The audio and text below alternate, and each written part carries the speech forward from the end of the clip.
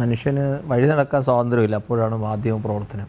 കേരളത്തിൽ പിണറായി ഭരിക്കുമ്പോൾ മാധ്യമപ്രവർത്തകർക്ക് മാത്രമാണോ അനിലെ സ്വാതന്ത്ര്യം ഇല്ലാത്തത്? പിണറായി വിജയൻ ഭരിക്കുമ്പോൾ CPM-കാരല്ലാതെ ആർക്കും അവിടെ സ്വാതന്ത്ര്യമുള്ളത്? അപ്പോൾ അതിപ്പോൾ നമ്മൾ കണ്ടില്ലേ, നവകേരള സദസ്സുമായി ബന്ധപ്പെട്ട് പ്രതിഷേധിക്കാൻ പറ്റില്ല, മാധ്യമ പ്രവർത്തനം പറ്റില്ല, സ്വതന്ത്രമായ അഭിപ്രായ പ്രകടനം പറ്റില്ല, ആരാധന പറ്റില്ല, എല്ലാത്തിനും വിലക്കാണല്ലോ. പിണറായി തീരുമാനിക്കുന്നതിനപ്പുറത്തേക്ക് കാര്യങ്ങളൊന്നും പോകേണ്ടതില്ല എന്ന ധാർഷ്ട്യവും ധിക്കാരവുമാണല്ലോ നമ്മൾ കണ്ടുകൊണ്ട്. ഇതാണ് യഥാർത്ഥ സ്റ്റാലിനിസ്റ്റ് സ്വഭാവം.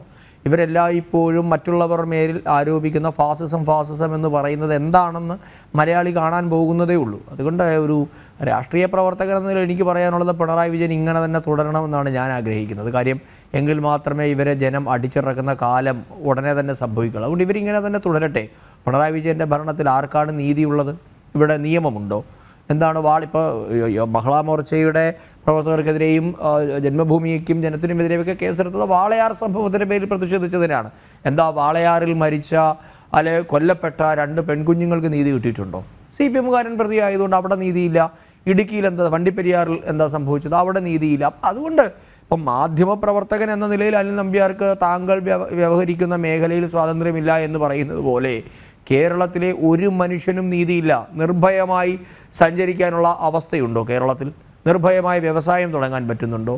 നിർഭയമായി പ്രസംഗിക്കാൻ, സംസാരിക്കാൻ, അഭിപ്രായ പ്രകടനം, എന്തിനാണ് സ്വാതന്ത്ര്യമുള്ളത്?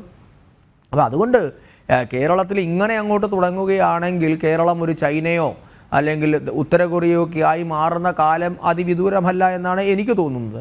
എന്തായാലും ഇത് കേട്ടുകഴിവില്ലാത്ത സംഭവമാണ് ഇപ്പോൾ കേരളത്തിൽ നടന്നുകൊണ്ടിരിക്കുന്നത്.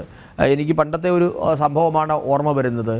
എനിക്ക് തോന്നുന്നു അനിൽ നമ്പ്യാർക്ക് അത് വളരെ കൃത്യമായിട്ട് അറിയാമായിരിക്കും. പണ്ട് ആൻ്റണി ഭരിക്കുമ്പോഴാണെന്ന് തോന്നുന്നു പത്മതീർത്ഥക്കുളത്തിൽ ഒരാളെ മുക്കിക്കൊന്നൊരു സംഭവം ഓർമ്മയുണ്ടാകും എന്ന് എനിക്ക് തോന്നുന്നു. അനിൽ നമ്പ്യാർ സൂര്യ TV-യിൽ വർക്ക് ചെയ്യുന്ന കാലമാണെന്ന് തോന്നുന്നു. അതാണോ തത്സമയം? എനിക്ക് തോന്നുന്നു കേരളത്തിൽ ആദ്യമായ ഒരു തത്സമയ സംഭവം, ഈ നമ്മൾ പറയുന്ന വാർത്തകളൊക്കെ തത്സമയം വരുന്നതിന് വർഷങ്ങൾക്ക് മുൻപായിരുന്നല്ലേ?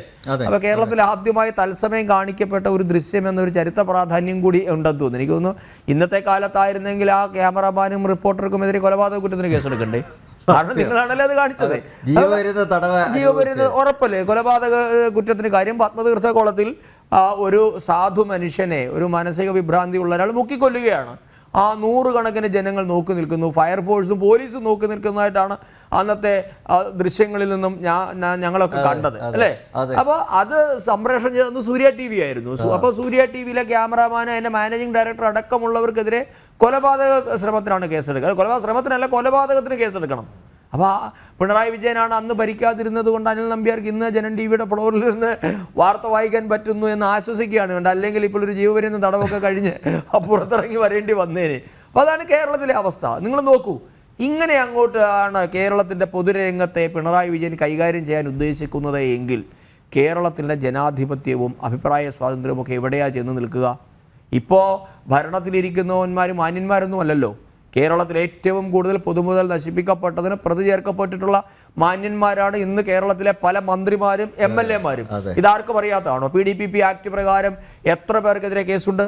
അങ്ങനെയുണ്ടെങ്കിൽ ഇനി സെക്രട്ടേറിയറ്റ് നടയിൽ നടക്കുന്ന എല്ലാ സമരങ്ങളും റിപ്പോർട്ട് ചെയ്യുന്ന എല്ലാ മാധ്യമപ്രവർത്തകർക്കെതിരെയും കേസെടുക്കണ്ടേ?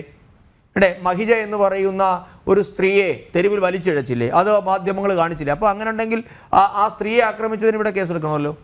അത് നോക്കി നിന്ന ഒരു മനുഷ്യനാണ് ഇപ്പുറത്തിരിക്കുന്നത്, സന്ദീപിന്റെ. അത് നോക്കി നിന്നതിന് ഒരാഴ്ച അകത്ത് കിടന്ന മനുഷ്യനാണ്. അപ്പൊ ഞാനതാ പറഞ്ഞത്, അങ്ങനെയാണ് പിണറായി വിജയൻ കേരളത്തെ കൊണ്ടുപോകാൻ ആഗ്രഹിക്കുന്നത്.